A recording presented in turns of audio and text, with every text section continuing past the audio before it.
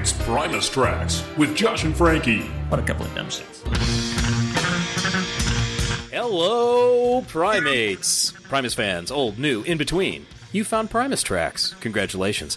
I'm Josh. I'm pointing back over my shoulder because I figured out where Frankie actually is in relation to me, so I'm going to turn around and wave to you. Hi, Frankie.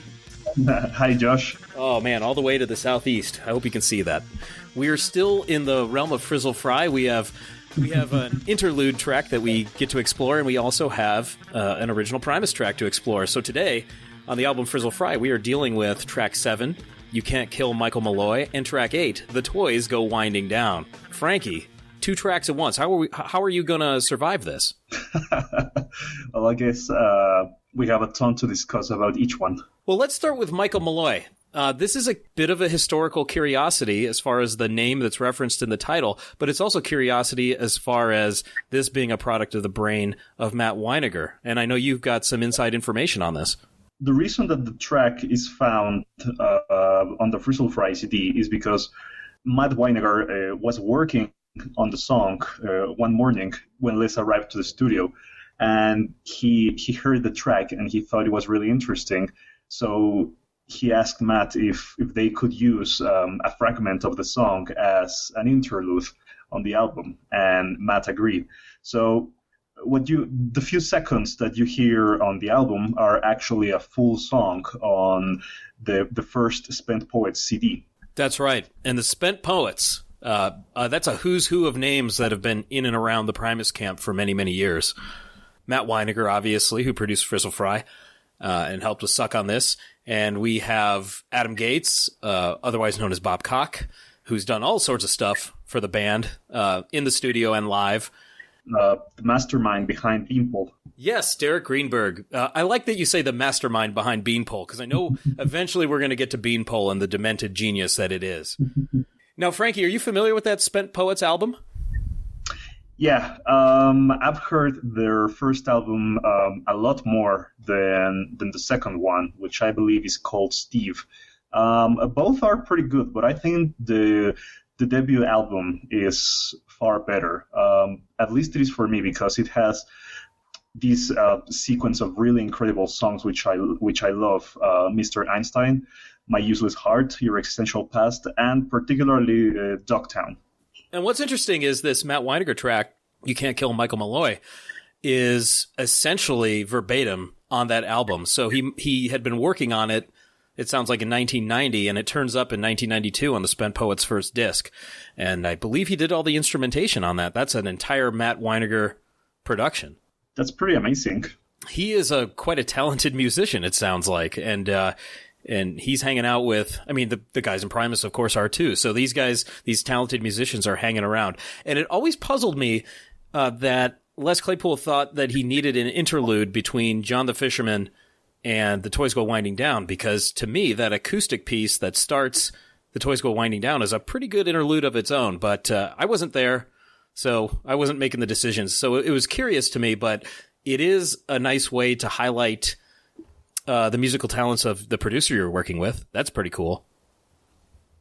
It is. And I think that the Spent Poets is a really fascinating band because,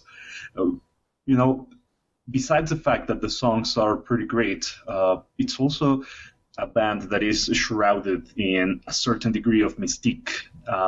We know that they played live at some point, and there are some comments from people online who say that they saw them live at certain moment, but there is absolutely no live material from this band online. It's virtually impossible to see or to hear what they sounded like when they were performing in concert. Oh, that's interesting. Now, I've never really looked for their live output. Now, I know they actually toured with the band live, which is interesting in and of itself. That's an interesting pairing. I guess that power pop is that description for the Spent Poets. I guess that works well for touring with the band live, who I used to think the band live was pretty pretentious. And then like looking at kind of being an outsider, looking at the Spent Poets for the first time, I thought this could definitely be seen as pretentious too. But when you really get into it, I mean, these guys are playing great music. The lyrics usually reference literary figures or authors or that sort of thing, which can make it I guess, sound kind of hoity-toity, but because these guys can play so well, really, really fun listen. Good stuff. And by the way, there's a great website, not at all associated with the band or made by anybody in the band or associated with the band. It's just thespentpoets.com. And it looks like a very simple website, and it is, but it has a wealth of information on it. I think I learned from this website that Les Claypool and Larry Lalonde actually are on the Spent Poets album, albeit just for a few seconds, and they're essentially just making noise at the end of one track. Les on drums and Larry just making noise with his guitar. That's pretty cool. Yeah, I mean, there they are. So that shows that crossover between these two bands, that they had a lot of close friendships. And of course, as you said, Derek Greenberg turns up as kind of the power behind Beanpole, which is another Primus adjacent thing. So we have a lot of crossover between these guys. So it's really fascinating to talk about them and hear about that crossover, because when you listen to Primus and then you listen to the Spent Poets, to me, it's like, how do you put these two together, right? So it's beyond the music, definitely. And if I'm not mistaken, this very well could be the only track that the band didn't actually play. Well, I'm talking about Primus. It's the only song from the album that they didn't actually perform live during Hallucinogenetics. It was just a playback with the visuals on the screens, right? Right, yeah, it was essentially an act break for them. So it broke the album in half, and they got to go get a drink of Gatorade, I guess, and then come back out. and then continue the show with the track we're going to talk about, The Toys Are Winding Down. I think it's also worth pointing out that Adam Gates went on to have a pretty interesting, diverse career. After the Spent Poets disbanded, he also made some solo music, and then he had the Madame Blavatsky Overdrive project, which actually opened for Les Claypool at one point. That's right. And, they made a ton of videos, and you can actually watch all of them on YouTube. And he also has a pretty great solo record, which you can also hear on YouTube, but it's kind of a shame that he took down his website and all of his stuff, and it's pretty hard to find any information about him nowadays online. The last thing that we know is that he's working at Pixar as a creative director. That's right, yeah. So that's his career at this point. To fill in some of those gaps, too, after the Spent Poets, like you said, he was doing some of his Madame Blavatsky Overdrive and going back to that power pop. But between the Spent Poets and that, he was doing some electronic music with Stray Records under the name The Filthy Ape, which is a wonderful name. Yeah. Which was also his pseudonym for the Hallucinogenetics tour. That's right. So that carried over. He also participated in the Electric Apricot movie and band. And he was pretty active last year because he played with Holy Mackerel at the wine event, and then we had the absolute honor of seeing him perform with Sausage.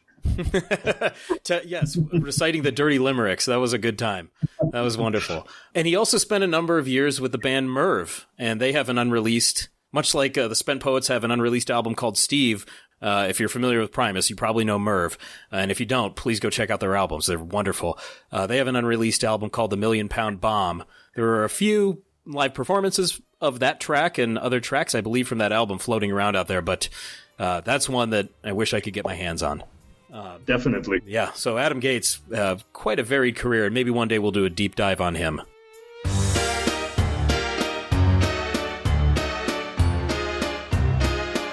Now, as for the actual Michael Malloy, the historical character, we're talking about a man who was nicknamed the Rasputin of the Bronx. He lived in New York City during the 1920s and the 1930s. Originally, Tony Marino, Joseph Murphy, Francis Pasqua, Hershey Green, and Daniel Krisberg plotted to get Michael Malloy to drink himself to death so they could collect his life insurance. This was the first attempt at killing Michael Malloy. His background was unknown. He had no friends or family that anyone knew of, so they assumed that he would not be missed in case he died, and they could collect his money without any issue. So this first plan failed because he kept drinking, and nothing happened to him. The next murder attempt that they did was to start putting poison on his drinks. They started putting antifreeze and turpentine on his alcohol, and also rat poison. Still, nothing happened to Michael Malloy. So then Marino started pouring wood alcohol in his drinks, which is basically crudely distilled methanol from wood. It is so strong that allegedly a small amount could cause blindness. Well, he waited for Malloy to react, but he kept drinking, and nothing happened to him. So before making the shot to pure 100% wood alcohol, Malloy didn't notice any change in the taste at all, so he kept drinking. He fell to the floor unconscious, and they assumed that he was dead, but he began snoring. When he woke up a few hours later, he asked for more alcohol. The group tried raw oysters soaked in wood alcohol, and then they tried giving him a sandwich with spoiled sardines mixed with poison and shards of glass, and finally grounded shavings from carpet tracks. Well, he was still fine after eating the sandwich. When that failed, they decided that it was unlikely that anything Malloy ingested was going to kill him. So the next murder attempt was freezing him to death. These guys are really up in the ante here. Yeah. This was pretty passive stuff, putting stuff in his drinks and his food. Now they're just like, we're gonna freeze him. They waited for a particularly cold night when the temperatures had dropped drastically. They gave alcohol to Malloy until he passed out, and then they carried him to the park. They undressed him and they dropped him in the snow, and then they poured 5 gallons of water on his bare chest. The following day, Malloy appeared again, requesting alcohol at the bar. So the next attempt on his life came when Green ran over him with his taxi at a speed of 45 miles per hour. He was then run over a second time by the taxi to ensure that he was dead. They put Malloy in the hospital for 3 weeks with broken bones, and they assumed that he was dead, but they were unable to collect the policy. When he reappeared at the bar, they decided that they would do one last approach. So on February 23rd, 1933, after Malloy had passed out for the night, they took Malloy to Murphy's room. They put a hose in his mouth that was connected to a gas jet, and they turned it on. This finally killed Michael Malloy, with his death occurring after 1 hour. He was pronounced dead of pneumonia, and he was quickly buried. A doctor, which was in cahoots with these guys, pronounced him dead, and they received an $800 payout from the Metropolitan Life Insurance. But everything began to fall apart for the Murder Trust when they tried to collect the insurance from Prudential Life. To legitimize the claim, Prudential insurance agents asked to see the body, and Pasqua said that the body was already buried, and the insurance company called the authorities. So when the body was exhumed, the phony death certificate said that he had died from pneumonia, but the autopsy revealed otherwise. Green had not agreed with the cut that he had received, so he started talking. The police discovered that a homeless woman had died in Marino's bar under suspicious circumstances, and that Marino was the sole beneficiary of the life insurance. So with this discovery, the 5 men were put on trial and subsequently convicted. Green went to prison, and the other 4 members were sentenced to death and executed in the electric chair at Sing Sing, New York. Marino and Pasco on June 7, 1934, and Murphy on July 5, 1934. That's the actual story of the real-life Michael Malloy, the Rasputin of the Bronx. Wow. And in just a little bit of research I did, it's that was a tabloid heyday for New York City. Like that was a contemporary story that people were hearing about, and there are just a wealth of articles about it, still being published, and there's all these videos, and I'm sure plenty of podcasts are talking about it too, as him being one of these legendary figures who was hard to kill. And some of it's got to be, I don't know, like how much of this is true? 80%, 100%, 10%? I'm guessing a lot of it is, but all that for, just a few $100 as far as defrauding the insurance company. It's a pretty amazing story, and regardless of the track actually being a Spent Poets composition, more precisely a Matt Weinegar composition, I think the backstory of the character is not completely out of place in the Primus canon. He actually sounds a lot like a Primus character. I wanted to talk about that. He does. I mean, maybe Matt Weinegar told Les Claypool the story, and he just thought, "Holy shit, this is Primus fodder." Because we get a guy like Michael Malloy or a historical figure like Phineas Gage, the guy that got the post through his head and it changed his personality because even though he survived, those guys are very, very Primus-like characters, absolutely. And I wonder if there's some inspiration there for Les Claypool. Michael Malloy sounds very much like a Brown Album type character. He totally does. I'm surprised he doesn't appear one way or another, even just in a reference. But that's our Primus history lesson for the day. But impress your friends with the story of Michael Malloy, the man who could not be killed. Although I didn't remember the nickname the Rasputin of the Bronx, which definitely gives him an aura of mystery.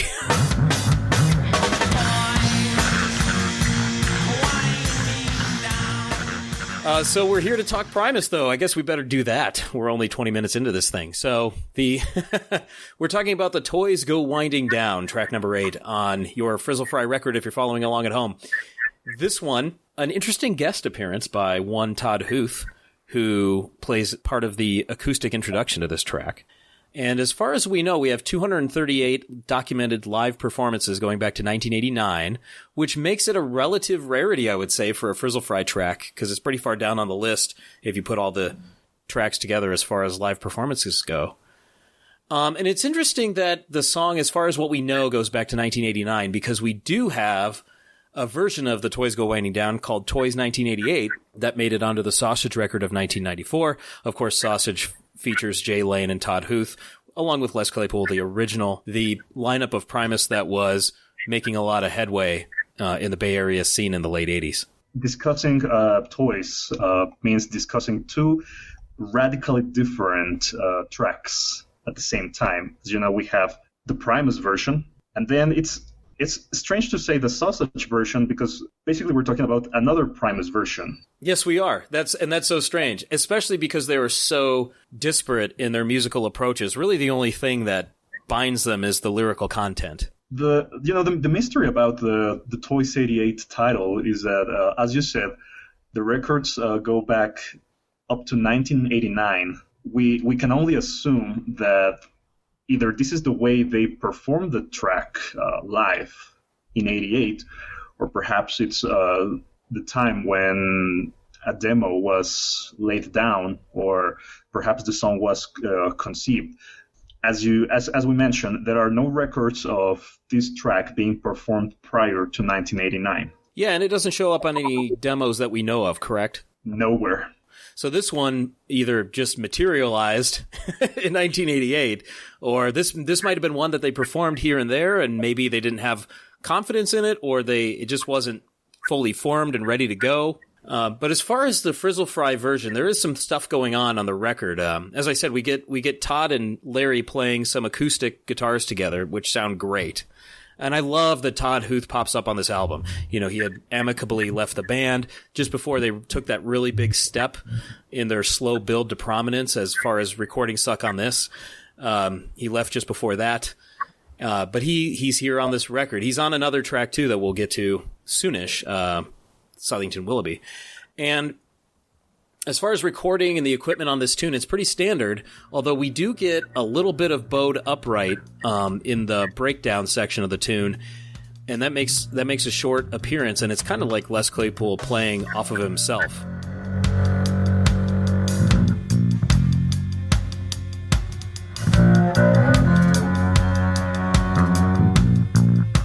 Playing his 4-string and his upright.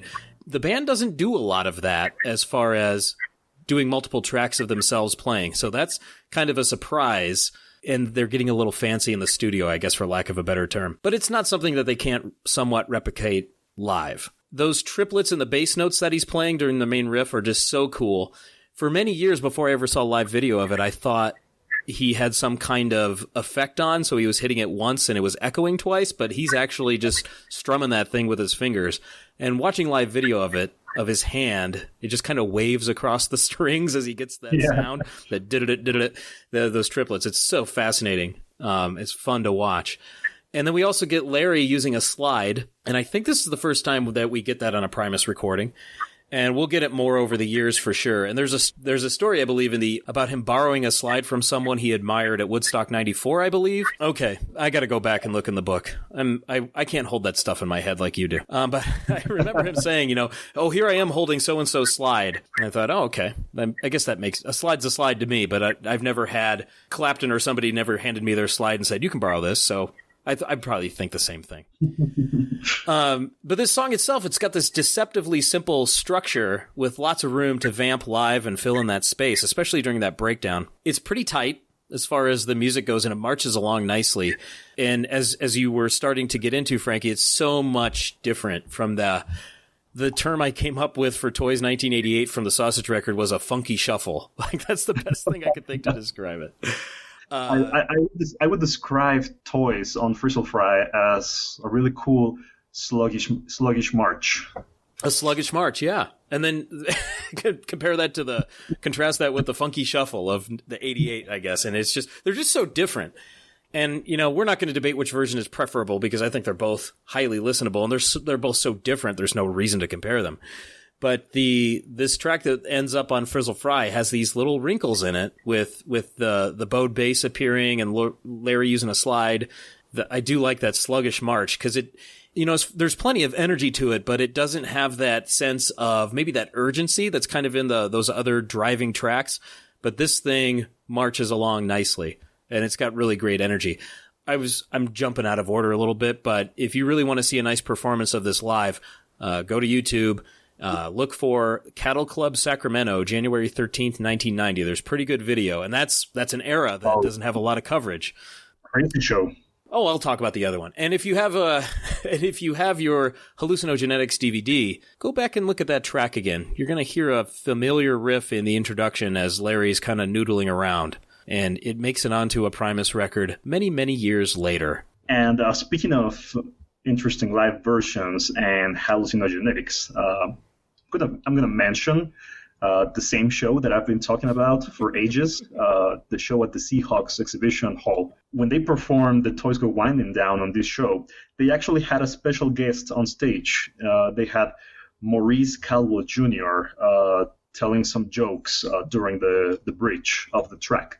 And if you look up this name, Maurice Caldwell Jr., you'll see that he has performed with Skerrick with Critters Bugging, and he's also credited on the Big Eyeball in the Sky album as the creator of the illustration. Okay, I didn't make that connection. So this is a guy that they knew, or that at least Les Claypool knew, and was in the area, because if he's an associate of Skerrick's, he's probably in Seattle. Sure. I think it's also worth pointing out that when performed live, Toys is kind of a gamble. You don't know what you're getting. You could either get a full performance of the song, or you could get an abridged version, which turns into a medley with Pudding Time. That hasn't happened for a while, or have they? You're going to have to fill in for me. Have they been doing that lately, or is that a product of earlier years? They used to do it sporadically in earlier years. There's actually a pretty great show from the only time that Primus went to Japan, and it's from the Punch Bowl era. And they actually do the medley on that show. So if you want to hear a good quality recording of early Primus doing the medley, go to that show. As for later days, it's happened. I think the last time it happened was actually at the Wilma in Missoula, when Primus performed their only solo performance during the tour with Slayer. Yes, that one got a lot of buzz around it, given the set list, and it was an evening with, and they definitely brought it that night. There's some great footage out there of that show. I don't know what you prefer, like if you like to hear like half Toys and then jump into Pudding Time or the full version. For me, I'm kind of a completist, so I don't like those medleys on the shows. I think I prefer the full song. Oh, that's an interesting point. I think I'm going to parse it a little further and go with, I think I prefer the complete songs most of the time. But if it's one I've gotten a bunch of times, I don't mind that they change it up, because it's usually one that they've played a bajillion times, with the exception of lately they were playing Professor Nutbutter's House of Treats, a little bit of it before they started playing the whole thing. That was rough, because I wanted them to keep going when I was at the show. But if it's one that I've seen a bunch of times or that they've played a bunch of times, I think I am down with those medleys, because they're so jarring, because you don't know what's happening, and it brings a little bit of freshness to it. And I think it does for them too, to go back and forth or do a medley that maybe you don't see coming in the audience. That part I really enjoy, because it's a tune will take a turn all of a sudden, and that's really fun. I'm on the fence about it, but like I said, if it's something that I haven't heard in a long time or they haven't played in a long time, please give me the full version. That's where I'll end. Well, yeah, some medleys can be cool, like Toys and Pudding Time. It works quite well because of the lyrics. But I was thinking about this Nut Butter Moth Jerry medley. I don't like missing the solo on Mud, and then missing the entire first part of Jerry. To me, it just feels weird. Yeah, and I guess that's the other part that I have to consider is, am I losing something?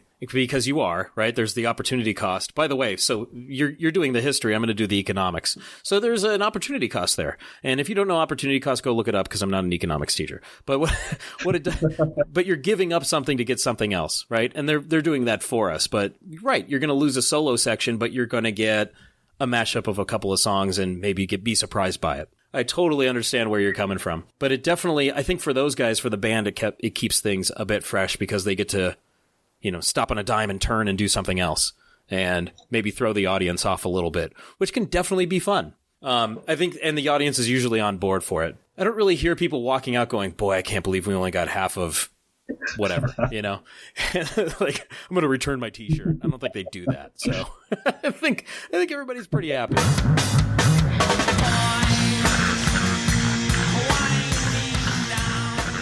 I'm going to subject you to something that many years ago I put forth in a public space, and I've gone back and I have convinced myself even further by adding to it. And I really honestly think that I know exactly where these cryptic lyrics from The Toys Go Winding Down, I believe I know their origin. This is a track that doesn't get a lot of conversation from Les Claypool. You don't hear him talking about the origins of the lyrics or who's behind it and that sort of thing. We do hear about CG the Mexican here and there. We don't hear a lot about it. Let's put it that way as far as the lyrics go. Frankie, I made this tinfoil hat for you. You can go ahead and put that on. I'm going to put mine on. I'm going to close the shades here.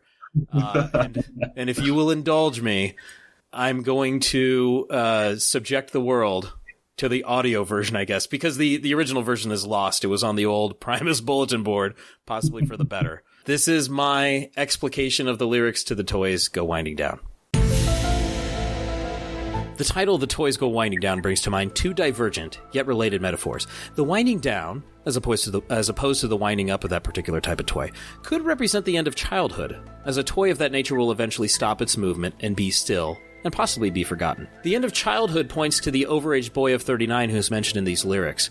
Conversely, wind-up toys are mechanical in nature and stiffly follow their design directive when they are wound up. They're much like automatons that way, which relates to me to the quote from the lyrics, "The race that must be won," the rat race perhaps, where those who participate are driven by their singular purpose, which is the acquisition of wealth, as though they're programmed to do so. From what we know, this track, The Toys Go Winding Down, has been around since 1988, given the title of the version of the track on the Sausage Record, as we discussed earlier.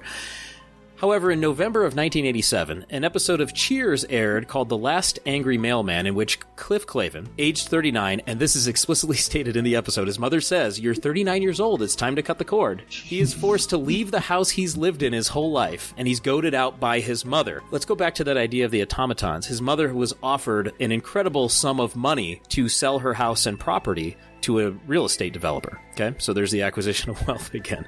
Now, might the idea of Cliff Clavin, aged 39, be the inspiration for the first 4 lines of the song? Starting with "An overage boy of 39 has left the wing today. The first time in his life he's made that step." Cliff's personality has been well established by this 6th season of Cheers.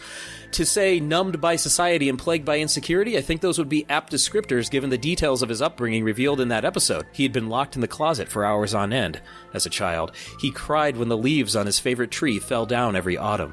I think the repressive regime of his mother's eventually manifested the habit of seeking solace in a basement bar full of fellow also-rans, where he's barely accepted as a member of that group. In the same verse, we hear of polyurethane and things getting hot. This could be a twofold reference, getting hot in the manner of fire, or perhaps things getting hot, quote, in the sense of an intense situation. In the Cheers episode in question, Cliff inserts himself into a hot situation by handcuffing himself to the structure to protest the demolition of his mother's house to make way for a convenience store. At the conclusion of the episode, Cliff, his mother, and Norm Peterson exit the house just as it is about to collapse. While structural integrity isn't the same as fire, they both have the same result for a house. Further, this is the first foray out of his childhood home as they leave. Perhaps Mr. Claypool is imagining the next steps for Cliff after the conclusion of this episode. For the remainder of the verse, if we suppose that the animal leaving its cage is simply a metaphor for the boy of 39, especially given the qualifier "in search of better things," so it seems to be from the lyrics, we might reason that this entire first verse is a stoned homage to Cliff Clavin, who is not at all happy to be thrust out into the real world beyond the comfortable confines of his mother's home and the bar he so readily frequents. Now, Frankie, I think the second verse raises the stakes. Les Claypool writes of sitting about watching The Evil Dead with CG the Mexican. Could they not be channel surfing? In the track Spaghetti Western, he recreates a similar scene of the duo high on marijuana, while Les Claypool is penning lyrics and flipping channels. I've got my pen, CG the remote. The preface, "Why do we do this, CG and I, every night vegetables," indicates that this is a regular occurrence. Perhaps the same thing happened in the primetime viewing hours of November 12th, 1987, or when a rerun aired. Perhaps Evil Dead was on another channel and CG flipped between them. Talking about the way things used to be in that verse hints at a sense of nostalgia, or maybe a resistance to change, which Cliff Clavin eventually exhibits in The Last Angry Mailman to an extreme degree, handcuffing himself, especially after his mother shows him a scrapbook of his upbringing. Mr. Claypool provides a basis of comparison for his fishing habits. The stripers are no longer in San Pablo Bay, as the water has been rerouted to another part of the state of California, the result of, you guessed it, progress.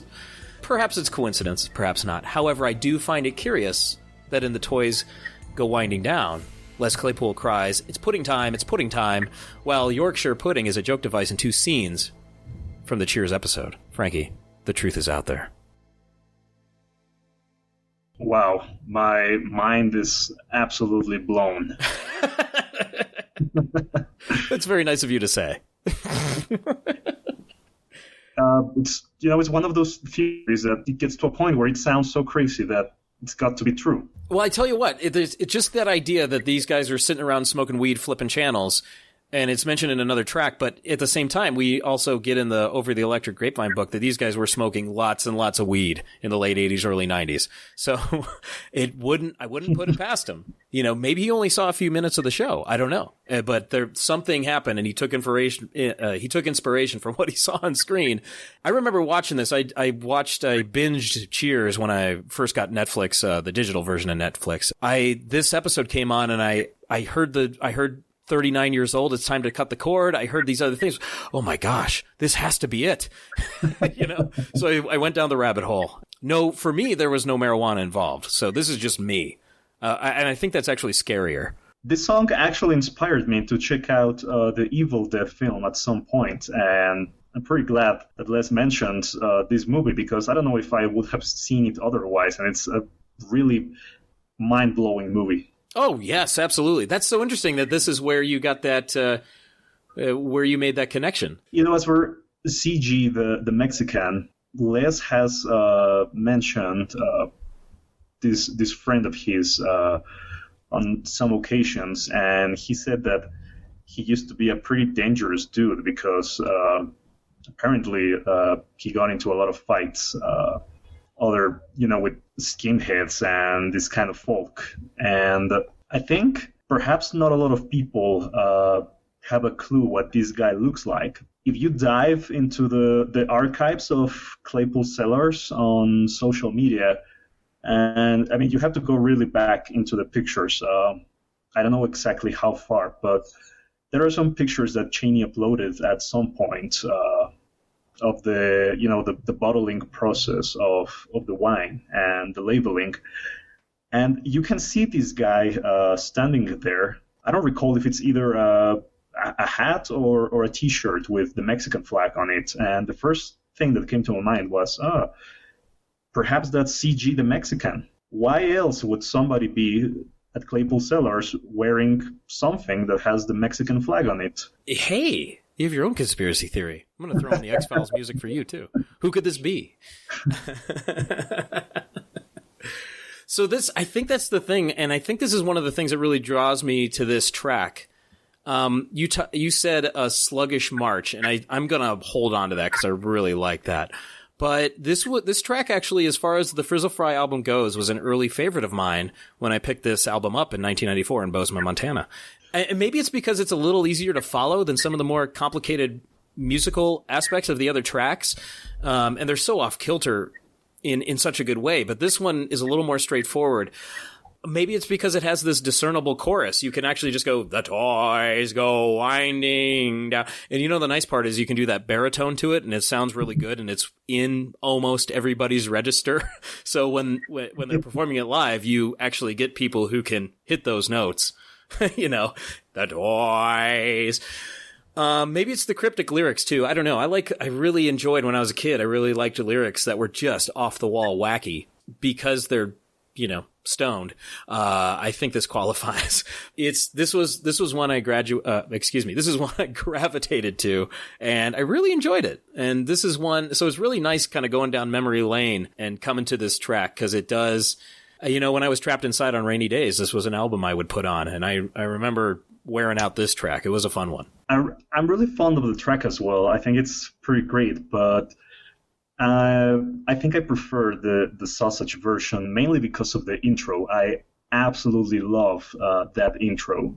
I think my favorite live performance I've seen of this song is definitely Sausage back in New Year's Eve. But speaking of intros, I think there's something really important that we have to mention regarding the acoustic intro of the Frizzle Fry version. Do you know what I'm talking about, Josh? Well, I did mention that Todd Huth performs on it. Is there something else I'm missing? The melody that would later appear on Eternal Consumption Engine on Green Naugahyde. Oh, yes. Oops, I just totally peeked. Yeah, I did hint at that earlier. You're absolutely right.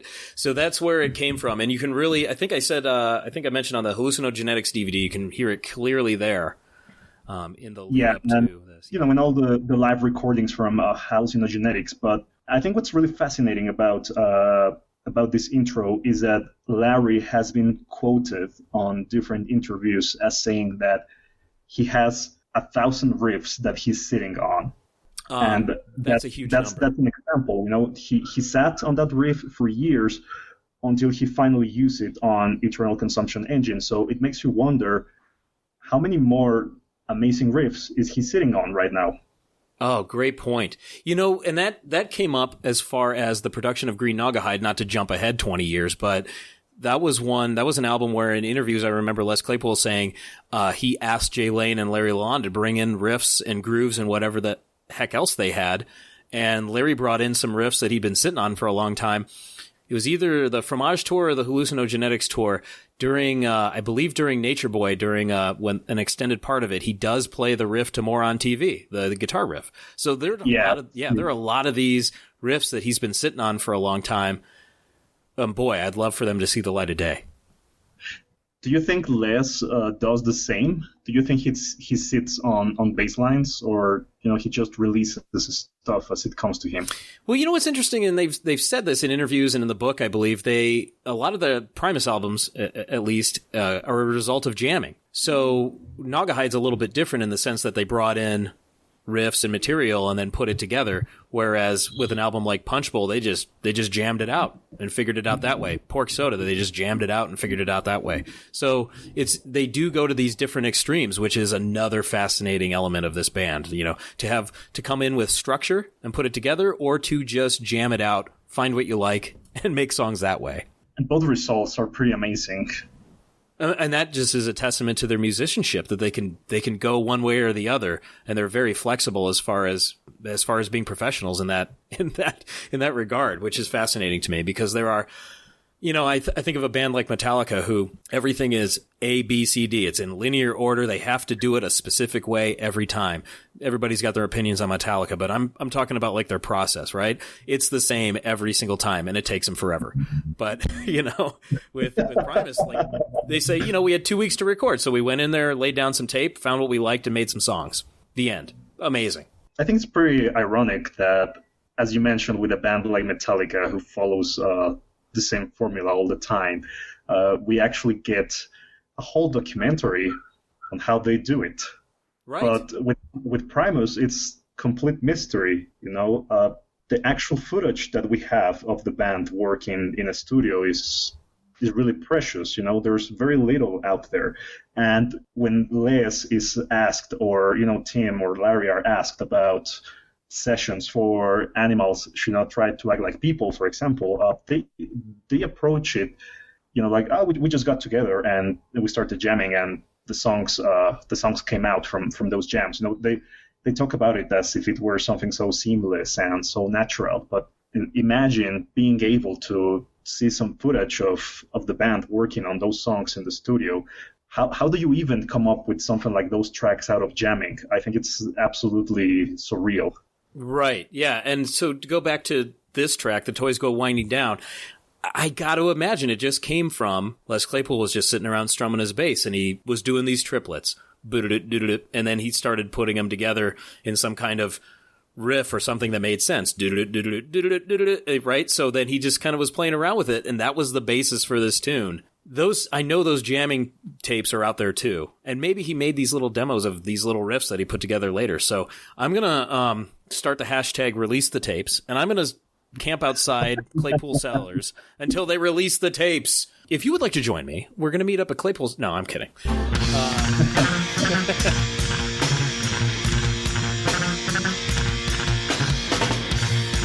Let's bring this all together. What's your take on this track, The Toys Go Winding Down, Frankie?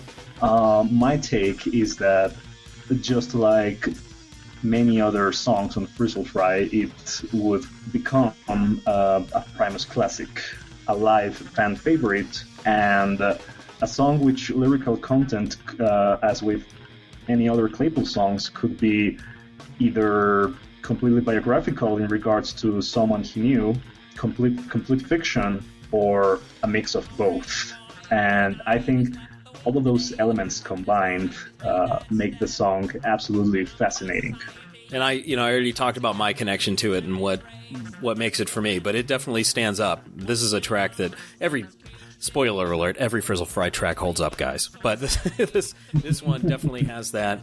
Oh my gosh, I already forgot. I should know, though. You said, the Sluggish March. I love the Sluggish March. And I'm just like, that just makes me hold it a little bit closer to my heart, because I love, this is a really fun track, especially those off-the-wall lyrics. I think that's something that also contributes to the track being special, is that, I can't imagine a Primus show where all the songs they perform are really fast.